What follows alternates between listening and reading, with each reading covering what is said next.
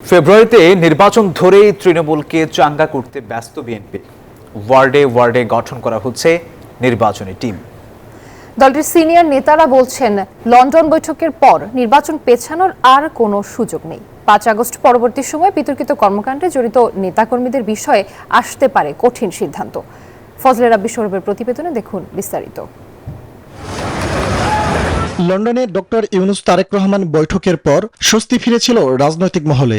জাতীয় নির্বাচন নিয়ে টানাপোড়েনের মধ্যে এই দুই নেতার বৈঠক দিশা দেখিয়েছিল আলোকবর্তিকার মতো। কিন্তু এখন পর্যন্ত কিছু মৌলিক বিষয়ে জাতীয় ঐকমত্য প্রতিষ্ঠা না হওয়া, রাজনৈতিক দলগুলোর মধ্যে দূরত্ব বৃদ্ধি, কিছু রাজনৈতিক দলের আগে স্থানীয় সরকার নির্বাচন দাবি এবং সরকারের পক্ষ থেকে ভোটের বিষয়ে সুনির্দিষ্ট কোনো দিক নির্দেশনা না থাকায় ফেব্রুয়ারির প্রথমার্ধে নির্বাচন নিয়ে শঙ্কা কাটছে না।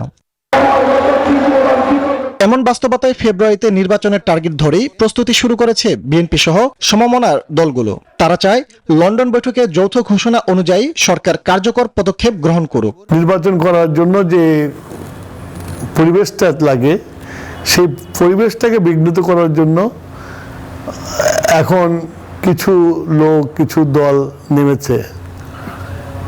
আমার মনে হয় না নির্বাচনের ডেট ডিক্লেয়ার হয়ে যাওয়ার পরে এইসব থাকবে না। জনগণ নির্বাচনের জন্য তাকিয়ে আছে।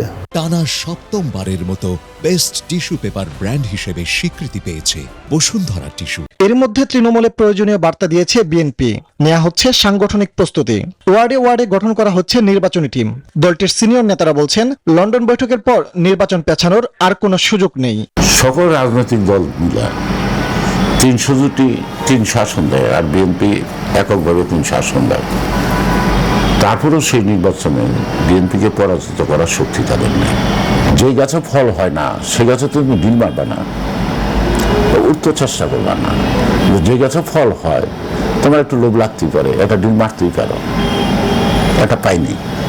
তো বিএনপি তো ফলন্ত গাছ, তো বিএনপিতে ডিম মারবে না, মারবে কারে? আওয়ামী লীগ মাঠে না থাকলেও এবারের নির্বাচন কঠিন হবে এমন বিবেচনায় প্রস্তুতি নিচ্ছে বিএনপি। একই সঙ্গে ৫ আগস্ট পরবর্তী সময়ে যাদের বিতর্কিত কর্মকাণ্ডের কারণে দল ক্ষতিগ্রস্ত হয়েছে তাদের বিষয়েও আসতে পারে কঠিন সিদ্ধান্ত। ফজলে রাব্বি সৌরভ, নিউজ 24, ঢাকা।